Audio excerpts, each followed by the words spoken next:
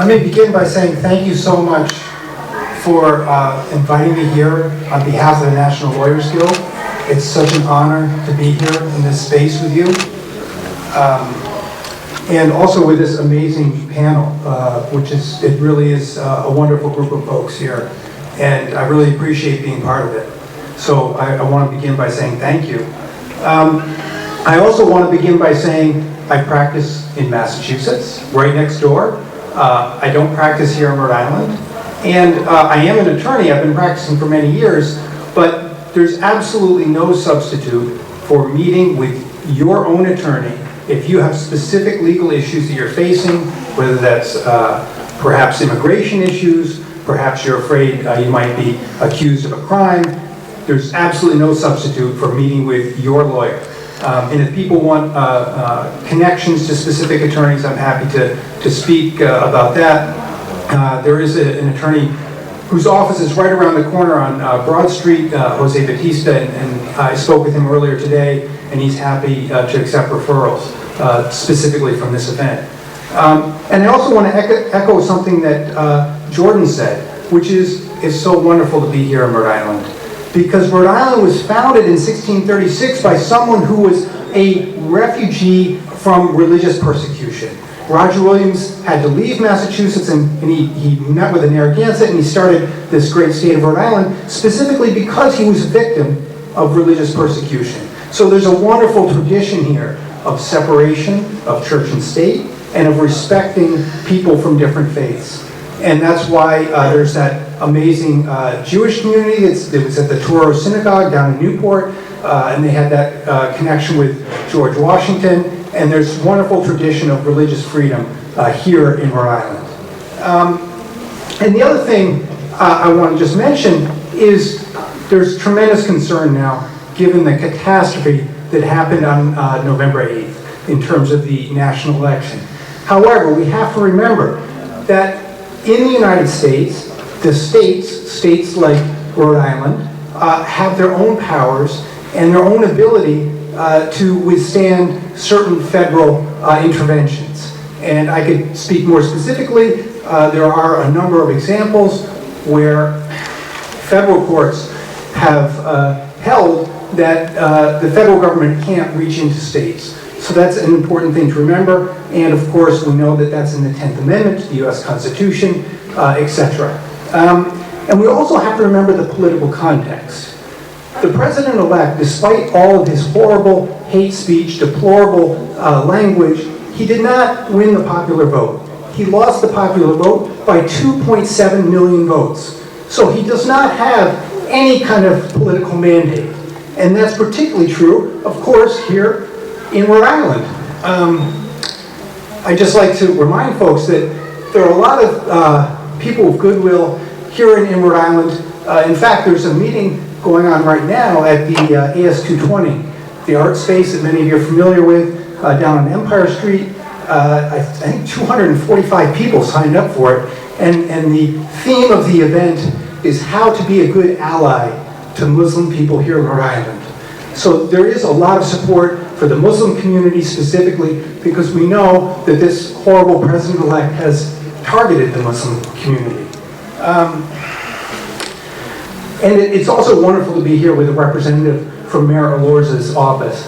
I was so tremendously proud of Mayor Elorza when soon after the election there was a meeting at Hope High School over on the east side, and he stood up and said, I don't care what the federal government does, we're protecting our undocumented immigrants here in Providence. And of course, the creation of the Muslim Advisory Board, these are wonderful things. We have a great mayor here in Providence. And hopefully, Mayor Elorza will pass the Community Safety Act, which is, how many people here are familiar with the Community Safety Act? Okay, not too many. It's pending now before the City Council in Providence, and it's a number of groups like Direct Action for Rights and Equality, which is right over on Lockwood Street, very close here, and the Olneyville Neighborhood Association, the American Friends Service Committee, Providence Youth Student Movement, have kind of come together with a proposal of recommendations to help protect your rights. And I'm very hopeful that Mayor Elorza will support the Community Safety Act.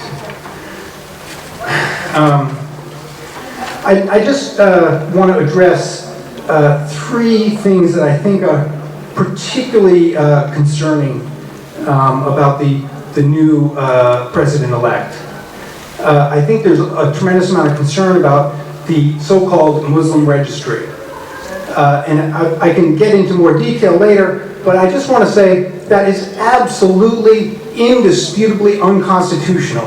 And I cannot see how the courts, the federal courts in this country would ever allow this type of thing that's been described.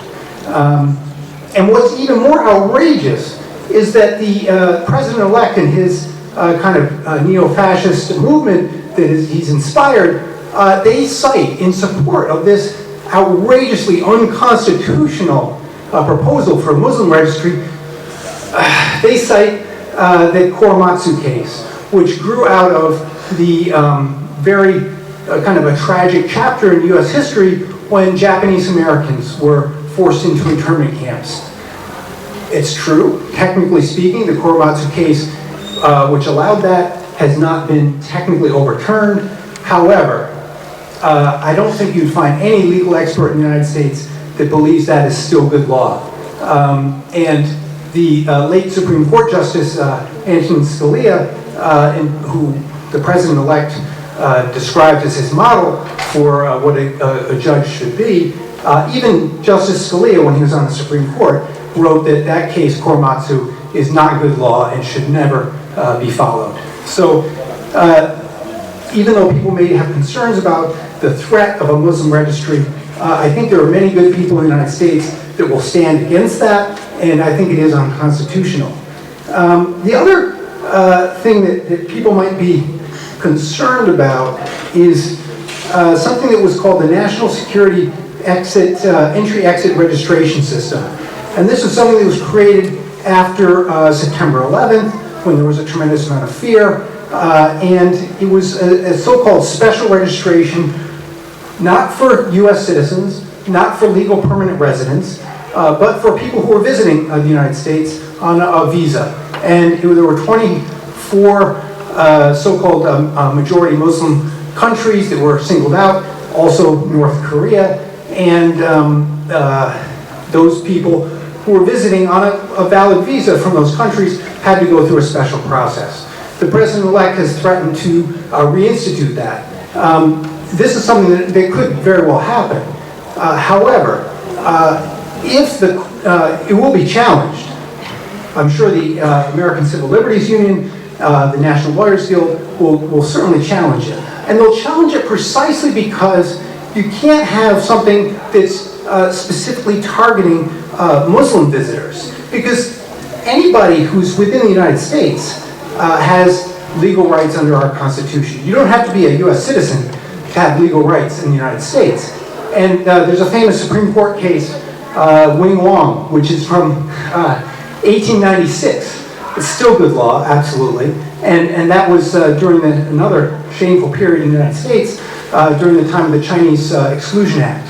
And the Supreme Court said, no, these folks from China have absolute rights to due process under the Fifth Amendment of the U.S. Constitution.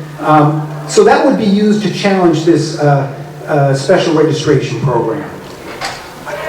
And the question will be, will the courts find that this special registration program, if it is revived, which it's not yet, but if it is, whether it is specifically targeting people because of their Muslim faith, or in other words, is this notion of national security merely a pretext?